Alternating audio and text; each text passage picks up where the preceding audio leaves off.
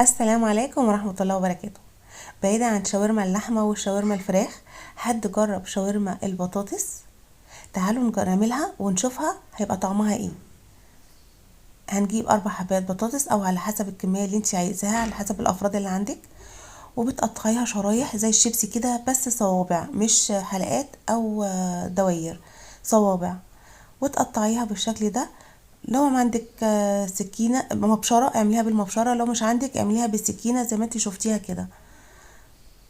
بنقسمها نصين ونقطعها بالمبشرة صوابع رفيعة زي الشيبسي، وبعد كده بالشكل ده زي ما انتوا شايفين. وبعد كده هنحطها في طاسة على النار. آه انا اسفة ان الفلاش ضرب في الكاميرا فما خدتش بالي. فهنا يعني عملت البطاطس وحطيت عليها بصلاية كبيرة متقطعة شرايح، وطبعا الزيت، معلقتين زيت كبار.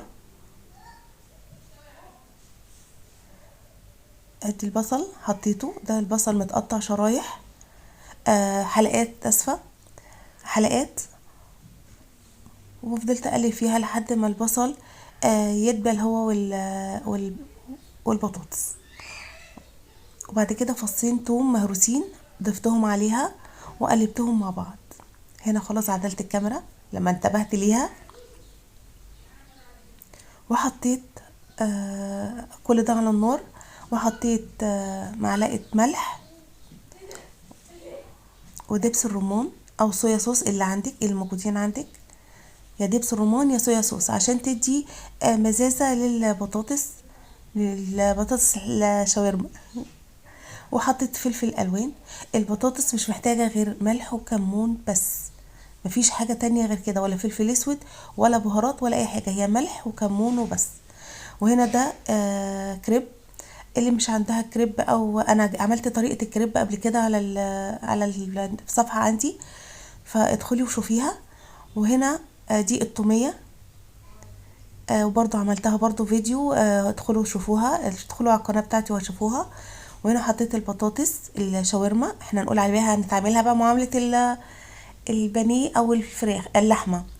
فهنحطها على الكريب، نحط الكاتشب والمايونيز وكل الحاجات بتاعتك اللي بتحطيها على الكريب وانت بتعمليها. ودي طريقة اللف بتاعتها، ان انت بتجيبيها على اهي بالشكل ده، وهنحطها على الجريل مع شوية زيت صغيرين جدا، هي بس علشان تتحمر ما تتلزقش مني في الجريل. حطيت نقطة الزيت اللي انتوا شفتوها ديت، وبعد كده حطيت الكريب. طبعا تبقي مهديه النار شويه، يعني ما تبقاش النار واطيه قوي ولا عاليه قوي، تبقى وسط. وبعد كده تسيبيها لحد ما تتحمر من تحت خالص، وبدأ خدت التحميره بتاعتها، تبدأي تقلبيها الناحيه التانية. هي كده خلاص قربت حسيت ان هي خلاص بدأت تحمر، فهقلبها الناحيه التانية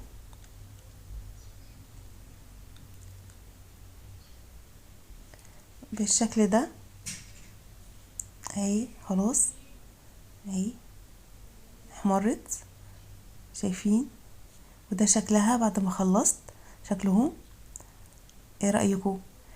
الاطفال هيحبوها جدا وانتوا هتحبوها قوي قوي، لان كلنا بنحب البطاطس وبنحب الكريب، فاحنا هنتعاملوا معاملة الكريب باللحمة او الكريب بالفراخ. هنا خلاص دي شكلها. هسمعكم بقى صوت القرمشة وصوت الخرفشة بتاعتها. يا سلام، سامعين؟ وطبعا التومية مع الكاتشب، شايفين جوسي ازاي، مقرمشة من بره وطرية من جوه. يا رب تعجبكم، بالهنا والشفا من مطبخ نوني. ارائكم كومنتاتكم، سبسكرايب، بحبكم جدا. باي باي.